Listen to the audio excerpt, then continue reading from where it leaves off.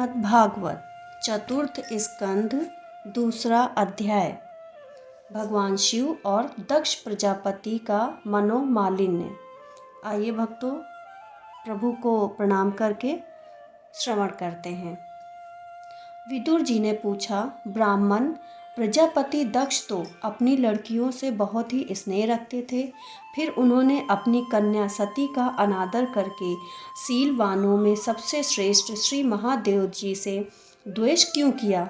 महादेव जी भी चराचर के गुरु, वैर रहित, शांत मूर्ति, आत्माराम और जगत के परम आराध्य देव हैं। उनसे भला कोई क्यों वैर करेगा?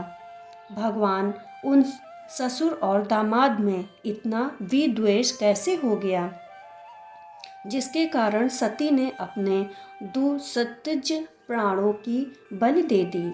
यह आप मुझसे कहिए।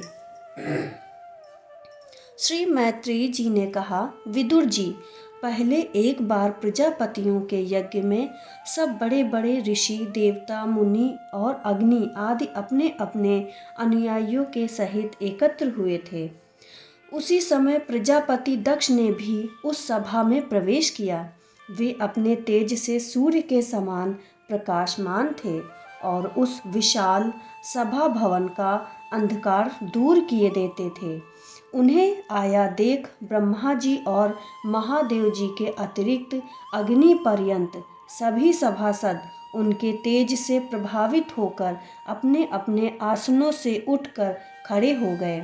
इस प्रकार समस्त सभासदों से भली भांति सम्मान प्राप्त करके तेजस्वी दक्ष जगत पिता ब्रह्मा जी को प्रणाम कर उनकी आज्ञा से अपने आसन पर बैठ गए।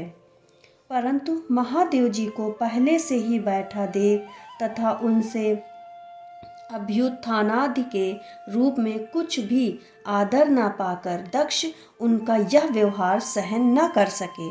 उन्होंने उनकी ओर टेढ़ी नज़र से इस प्रकार देखा मानो उन्हें वे क्रोधाग्नि से जला डालेंगे।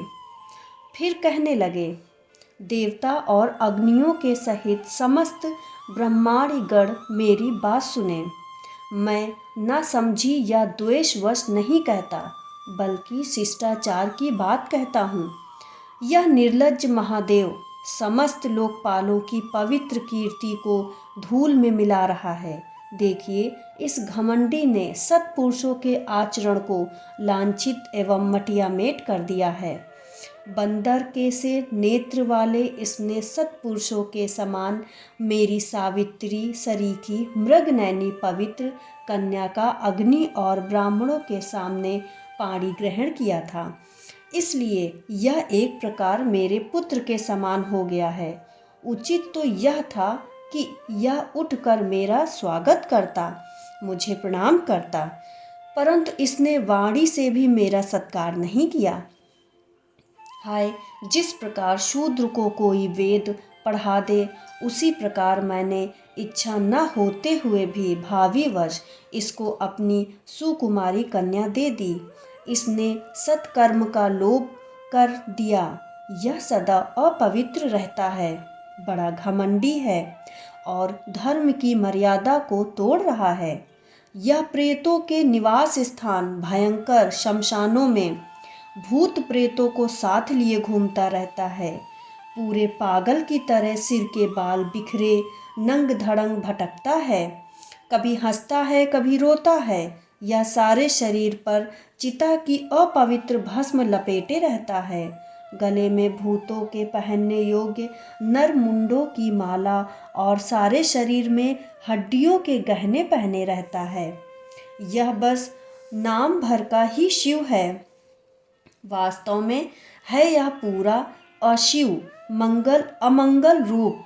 जैसे यह स्वयं मत वाला है, वैसे ही इसे मत वाले ही प्यारे लगते हैं।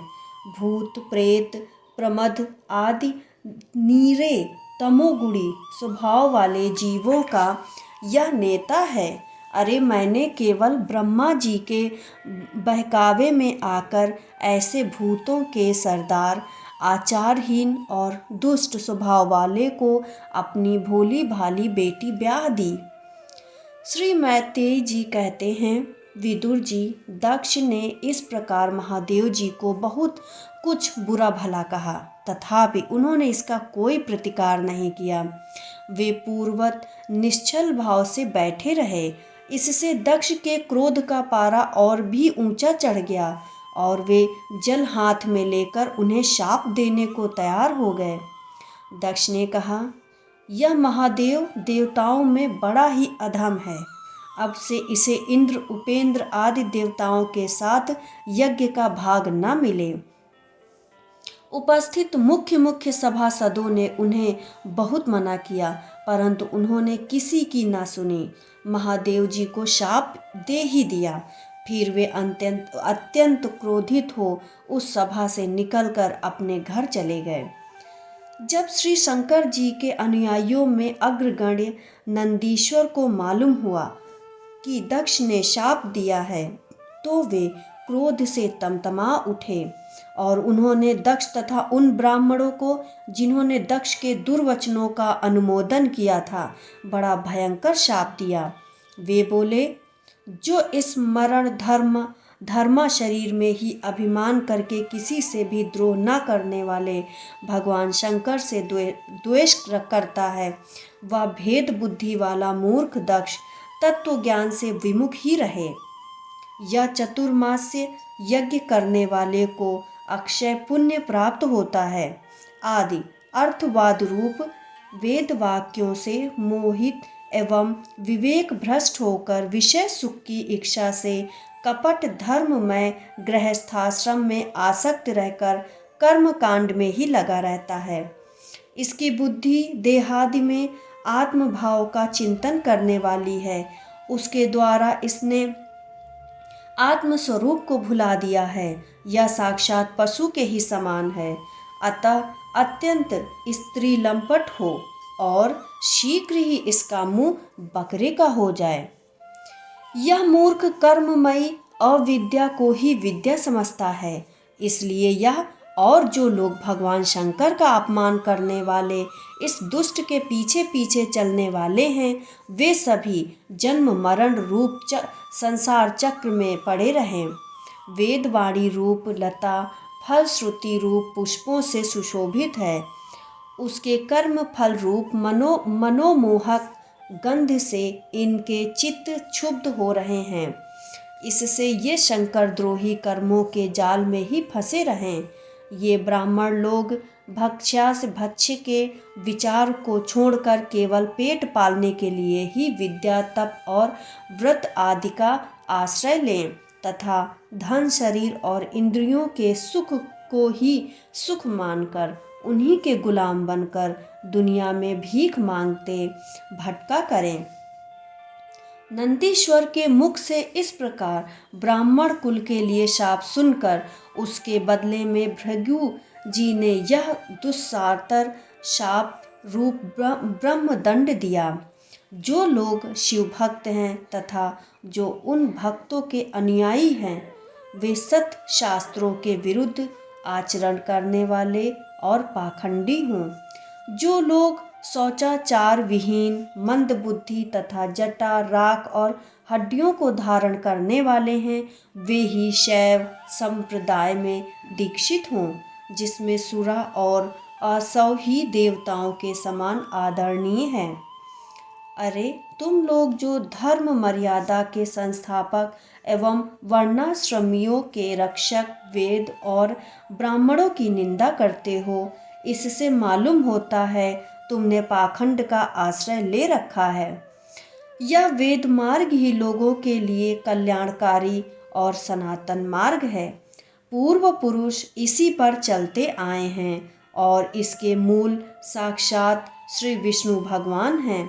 तुम लोग सत्पुरुषों के परम पवित्र और सनातन मार्ग स्वरूप वेद की निंदा करते हो, इसलिए उस पाखंड मार्ग में जाओ जिसमें भूतों के सरदार तुम्हारे इष्ट देव निवास करते हैं। श्री मैत्रेय जी कहते हैं, विदुर जी, भृगु ऋषि के इस प्रकार शाप देने पर भगवान शंकर कुछ खिन्न से हो वहाँ से अपने अनुयायियों सहित चल दिए। वहाँ प्रजापति लोग जो यज्ञ कर रहे थे, उसमें पुरुषोत्तम श्री हरि ही उपास्य देव थे और वह यज्ञ 1000 वर्ष में समाप्त होने वाला था। उसे समाप्त कर उन प्रजापतियों ने श्री गंगा यमुना के संगम में यज्ञांत स्नान किया और फिर प्रसन्न मन से वे अपने अपने स्थानों को गए। जय श्री राम। हर हर महादेव।